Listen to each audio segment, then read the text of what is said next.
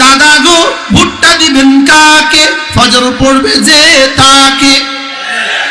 দাদি গো ভুট্টা দিবেন কাকে, ফজর পড়বে যে তাকে। এটা কি শুধু এই মাঠে শেষ হবে না, আমার রাস্তা তো যাবে? বলেন ইনশাআল্লাহ, বলেন ইনশাআল্লাহ। কাকে ভোট দিবেন? ওলামা একরাম জিজ্ঞেস করবেন, হুজুর এর পক্ষে কি আপনার কাছে কোনো দলিল আছে? হ্যাঁ আছে। ওয়ালা তুতি' মান আগফালনা কলবাহু আন যিকরিনা, ওয়ালা তুতি' মান আগফালনা কলবাহু আন যিকরিনা, যে আমার জিকির থেকে গাফিল, খবরদার তুমি তাকে নেতা বানাবা না। আমার জিকির থেকে গাফিল তাকে মেম্বার বানাবা না। আমার জিকির থেকে গাফিল তাকে চেয়ারম্যান বানাবা না। আমার জিকির থেকে গাফিল তাকে এমপি বানাবা না। যে জিকির থেকে গাফিল, যে কোরআন থেকে গাফিল, যে নামাজ থেকে গাফিল, যে জুমা থেকে গাফিল, যে ফজর থেকে গাফিল, তাকে নেতা বানানো যাবে না। কি বলছি?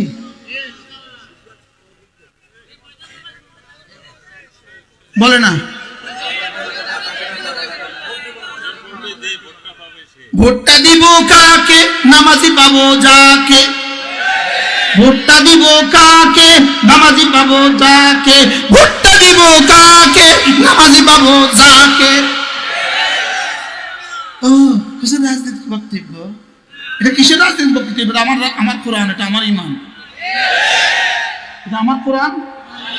বলেন ভোটটা দিব কাকে, নামাজি পাবো যাকে। আচ্ছা, কোন বেটি ফজর নামাজ জামাতে পড়ে? আওয়াজ দেন। কোন বেটি ফজর নামাজ মসজিদে এসে পড়ে? তাহলে বোঝা গেছে যে ফজর নামাজ মসজিদে এসে পড়ে না, সে ভোট পাবার উপযুক্ত না।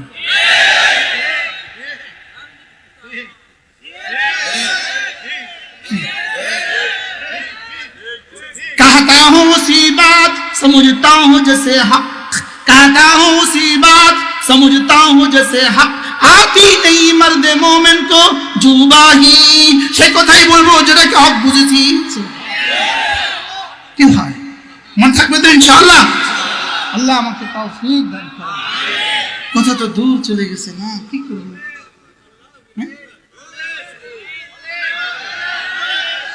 হ্যাঁ বলেন, ফজর পড়বেন তো? হ্যাঁ, তাহলে কষ্ট কষ্ট কয় কষ্ট? ও মনে করছে হুজুর ভুলে গেছে। কষ্ট কষ্ট কয় কষ্ট? তাহলে এই বাজারের, এই জিন্দেগির, এই জীবনের, এই দুনিয়ার, এই হায়াতের কষ্ট আছে না নাই? এই কষ্টের সাথে কোন কষ্ট মিলাতে হবে? বলো, নামাজের কষ্ট, রোজার কষ্ট। আচ্ছা, আর একটা বাড়তি কষ্ট মিলাতে হবে। বলবো বলবো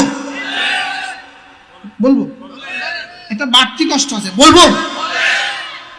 হযরত ইউসুফ আলাইহিস সালাম যখন মিশরের ভাইয়েরা যখন কুয়াতে ফেলে দিল, আচ্ছা বলো তো, বলুন তো যুবকরা বলো, হযরত মুসা আলাইহিস সালাম ইউসুফ আলাইহিস সালামকে যখন কুয়াতে ফেলে দিল, কুয়াতে পড়ে যাওয়া, ফেলে দেওয়া, বাইন্দা হাত পা বেঁধে কুয়াতে ফেলে দিলেন। বলো তো দেখি, হযরত ইউসুফের কুয়ার ভিতরকার অবস্থানটা, টাইমটা কেমন কষ্ট? জোরে বলেন। আমাদের আয়নাঘরের কষ্ট থেকে বেশি না কম? কত গুণ বেশি?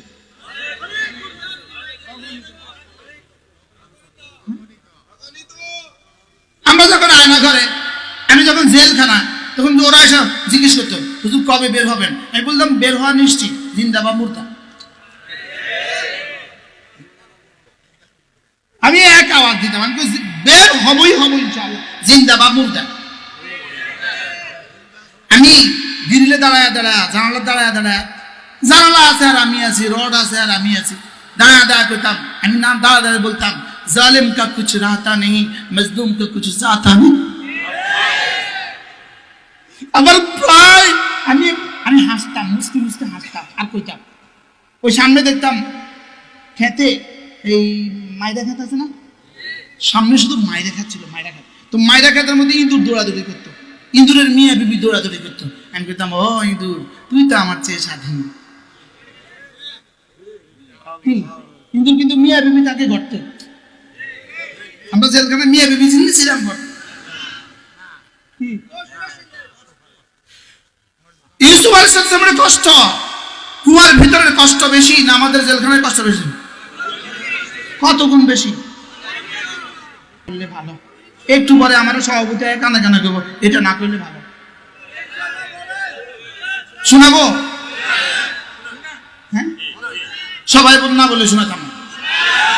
হ্যাঁ হ্যাঁ, ভোট জয়ী হয়েছে, সবাই না বললে শোনাবো না। আমি সিদ্ধান্ত নিয়েছি যে ফজর পড়বে না তাকে ভোট দিব না।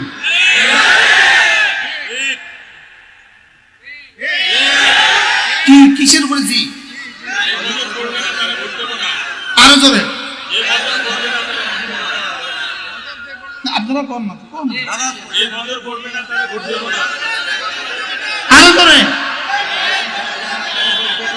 এই আওয়াজ বাংলাদেশের আকাশে বাতাসে লাগায় দাও যে ফজর পড়ে না সে মুসলমান হইতে পারে না, যে ফজর পড়ে না সে মুমিন হইতে পারে না, যে ফজর পড়ে না মানুষ হইতে পারে। এটা আমার সিদ্ধান্ত। আমি বলি কাকা গো ভোটটা দিবেন কাকে, ফজর পড়বে যে তাকে। কি বলছি বলেন? ভাইয়া গো ভোটটা দিবেন কাকে, ফজর পড়বে যে তাকে। একমত? বলেন ইনশাআল্লাহ, বলেন ইনশাআল্লাহ। আল্লাহ আমাদেরকে তৌফিক দান করেন। আচ্ছা, আমাদের এই দৃশ্য দেখে যদি বাংলাদেশের কোন দল সিদ্ধান্ত নেয় আমরা এমপিরা সব যতজন প্রার্থী আছে সব প্রার্থীকে কালকে থেকে ফজর পড়তে হবে, আমরা বলবো তাহলে আমরাও আপনাদেরকে দেখবো, অসুবিধা কোথায়?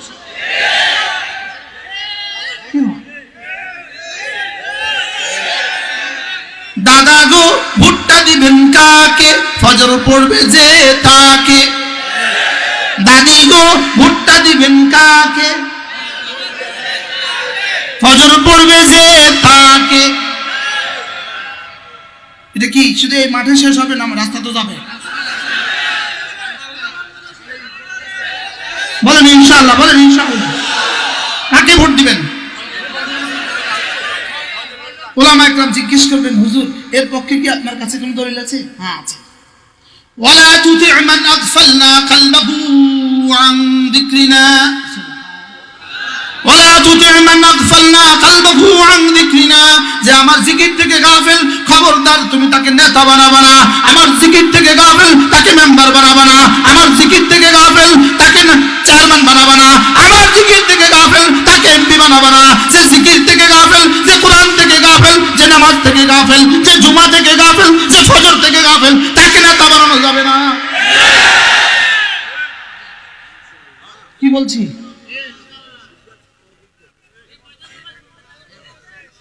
বলে না ভোটটা দিব কাকে, নামাজি পাবো যাকে।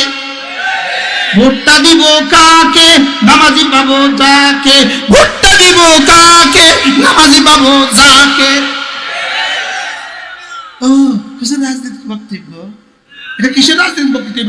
আমার কোরআন, এটা আমার ঈমান, এটা আমার কোরআন। বলেন ভোটটা দিব কাকে, নামাজি পাবো যাকে। আচ্ছা, কোন বেটি ফজর নামাজ জামাতে পড়ে? আওয়াজ দেন। কোন বেটি ফজর নামাজ মসজিদে এসে পড়ে? তাহলে বোঝা গেছে যে ফজর নামাজ মসজিদে এসে পড়ে না সে ভোট পাবার উপযুক্ত না।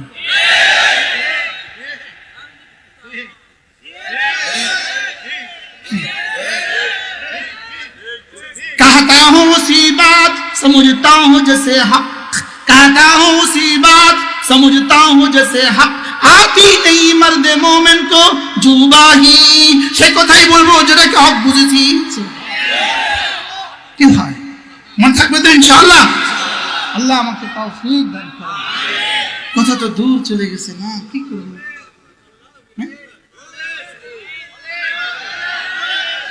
হ্যাঁ বলেন ফজর পড়বেন তো? হ্যাঁ তাহলে কষ্ট কষ্ট কয় কষ্ট? ও মনে করছে হুজুর ভুলে গেছে। কষ্ট কষ্ট কয় কষ্ট? তাহলে এই বাজারের এই জিন্দেগির এই জীবনের, এই দুনিয়ার, এই হায়াতের কষ্ট আছে না নাই? এই কষ্টের সাথে কোন কষ্ট মিলাতে হবে? বলো, নামাজের কষ্ট, রোজার কষ্ট। আচ্ছা, আর একটা বাড়তি কষ্ট মিলাতে হবে। বলবো বলবো বলবো একটা বাড়তি কষ্ট আছে, বলবো। হযরত ইউসুফ আলাইহিস সালাম যখন মিশরের ভাইয়েরা যখন কুয়াতে ফেলে দিল, আচ্ছা বলুন তো যুবকরা বলো, হযরত মুসা আলাইহিস সালাম ইউসুফ আলাইহিস সালামকে যখন কুয়াতে ফেলে দিল, কুয়াতে পড়ে যাওয়া, ফেলে দেওয়া, বাইন্দা হাত পা বেঁধে কুয়াতে ফেলে দিলেন। বলো তো দেখি, হযরত ইউসুফের কুয়ার ভিতরকার অবস্থানটা, টাইমটা কেমন কষ্ট? জোরে বলেন। আমাদের আয়নাঘরের কষ্ট থেকে বেশি না কম? কত গুণ বেশি?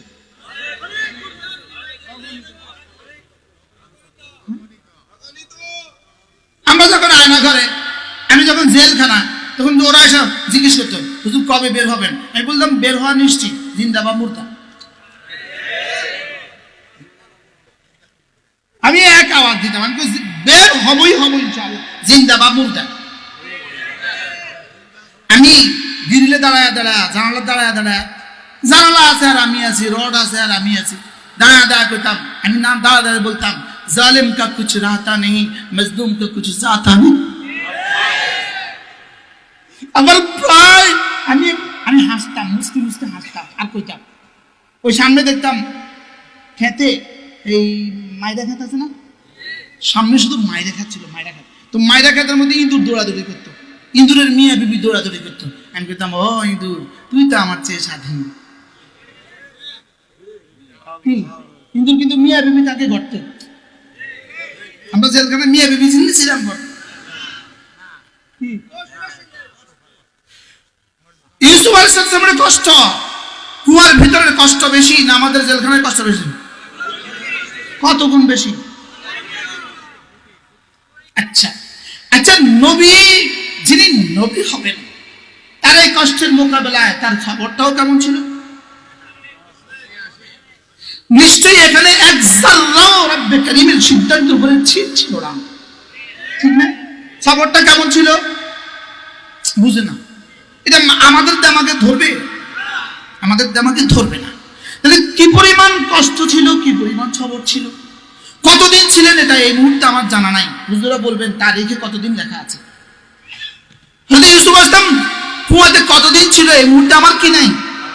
তাহলে এই কষ্টটা কেমন? আচ্ছা, ইউসুফ আলাইহিস সালামকে যখন কুয়া থেকে বের করে উপরে উঠান নিয়ে আসা হলো, একটু খুশি লাগছে না? হ্যাঁ, যে ওই খুশিটা কেমন?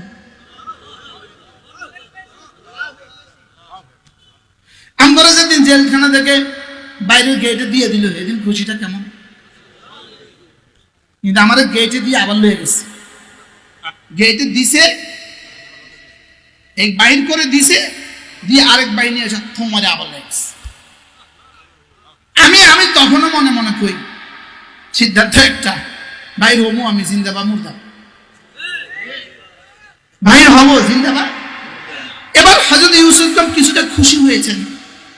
খুশির রেশ কাটতে না কাটতে, 1 সেকেন্ডের মধ্যে, 1 মিনিটের মধ্যে রেশ কাটতে না কাটতে, এবার হাত পা বাঁধা গোলাম হিসাবে বাজারে বিক্রি হচ্ছে ইউসুফ।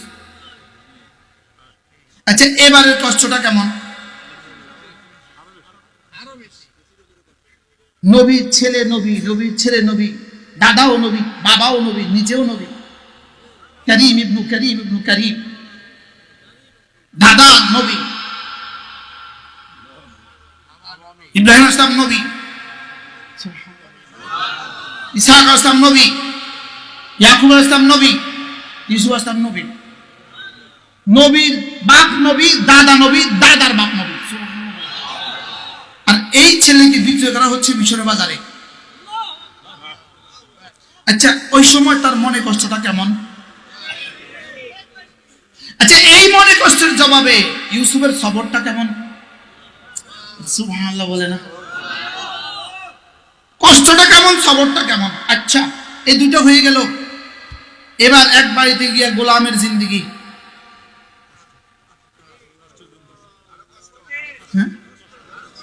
ছেলে জুতা পরিষ্কার কর, এই ছেলে বাথরুমটা পরিষ্কার কর, এই ছেলে মেয়েটাকে গোসল করে আন, এই ছেলেটাকে সুসু করা দে। গোলামের জিন্দেগির কষ্টটা কেমন? এবার বলেন এর মোকাবেলা সবরটা কেমন? নবীজি সুবহানাল্লাহ বলে না। এখানে কি ধর্মে কারিমের সিদ্ধান্তের উপরে কি কোনো এক জায়গা কোনো আপত্তি আছে? তাহলে এবার কষ্টটা কেমন, সবরটা কেমন? আচ্ছা যখনই বলে এই ছেলে বিছনা ভিজা, কেমন লাগছে? হ্যাঁ, এবার সবরটা কেমন? আচ্ছা এরপরে বাবার বিরহের কষ্টটা কেমন, মার বিরহের কষ্টটা কেমন? কি কষ্ট কেমন, সবর কেমন? আচ্ছা সব শেষ। এবার রানী জুলেখা বাদশার বিবি। আচ্ছা বাদশার বিবি ড্রেসআপটা কেমন, পোশাকটা কেমন? আচ্ছা এবার বাদশার বিবি পার্সোনাল কামরাটা সৌন্দর্যটা কেমন? এবার বাদশার বিবির নিজের সৌন্দর্যটা কেমন? আচ্ছা এবার ইউসুফের সৌন্দর্য কেমন? পুরো পৃথিবীতে, সারা পৃথিবীতে যত মানুষ ছিল, যত মানুষ আছে, যত মানুষ আসবে, সকলকে যতটুকু সৌন্দর্য সকল